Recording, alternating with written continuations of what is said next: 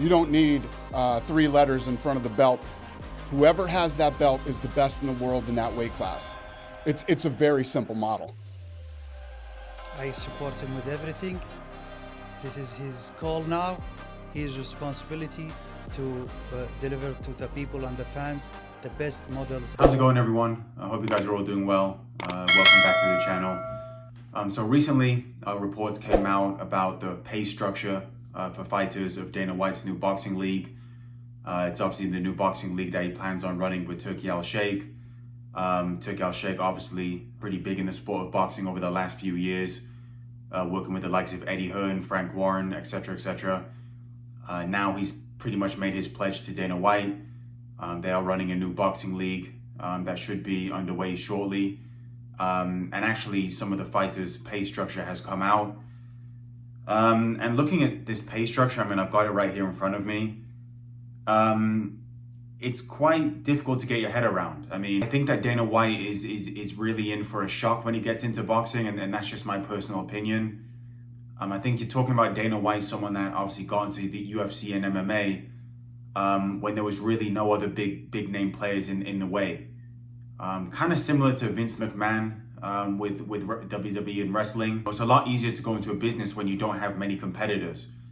And that's really what Vince McMahon had. He didn't really have much competition. So the competition that he did have, that was really not bringing in much money, no excitement. It was really easy for him to pick those guys and bring them onto his promotional company. As well, when you're doing things of that nature, there was only one player in town. Vince McMahon, the WWE, there's no real competition. So you can kind of get away with things that you can't get away with when there's other competition.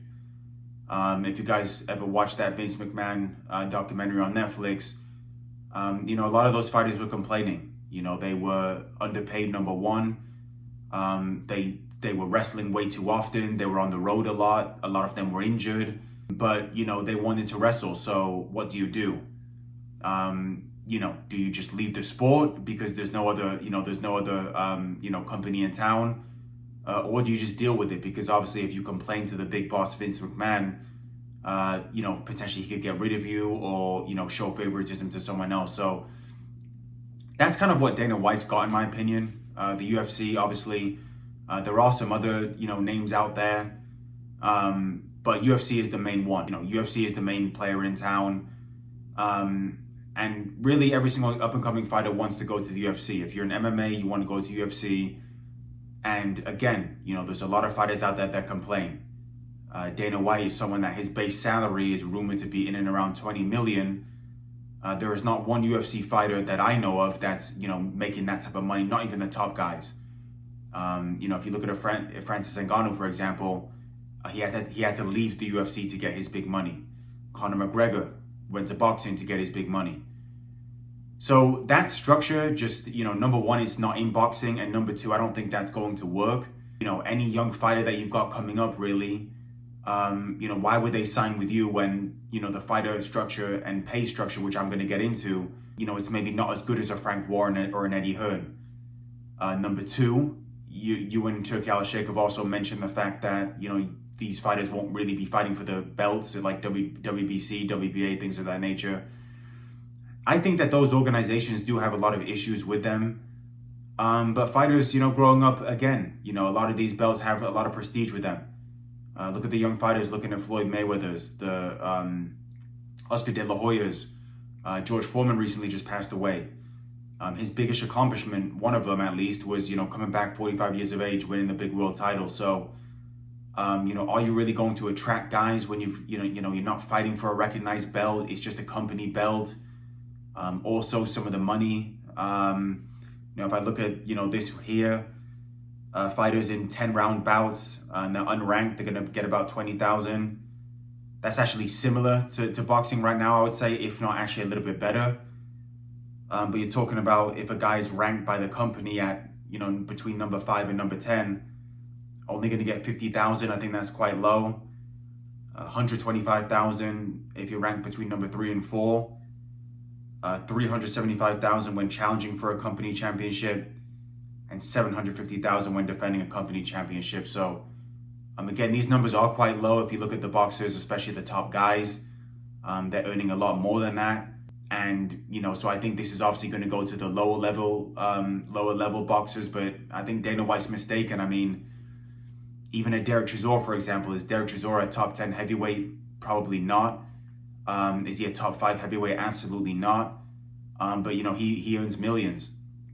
And I just think for Dana White, and this is another quote that he's come out with back in 2022, where he said one of the big problems with boxing is that a lot of these guys are overpaid, and every time they put on a fight, it's a going out of business sale. You can't build a league like that. You can't build a sport like that. You can't have 750 fighters under contract making money, feeding their families every year. With that kind of mentality, it doesn't work. You have to run a business. And again, I think Dana White's business model is really he, earns all the money at the top. And these, guys at the, guys below him, the fighters, they can't, get, promotional deals outside of him and things of that nature. And the endorsements have got to go through him. And, so I'm not sure that that business model is going to work, especially for some of these young fighters. I mean, obviously Dana White's going to have them all fighting against each other and pitting them against each other. Your value is going to get lower with boxing if you've got a bunch of losses on your record. It's not like MMA. In MMA, you can be a top name guy and still have a lot of losses. Obviously in boxing, I don't really think that's the case. Especially these young fighters, you really, ever since Floyd Mayweather, you kind of build your name off that O. So yeah, very interesting. Obviously, let me know what you guys think about, some of the pay structure. Do you guys think it will work? What do you think about Dana White getting into boxing? As always, very interested to hear what you guys have to say. So make sure to get in the comments. Again, thank you for tuning in, and I'll see you guys shortly.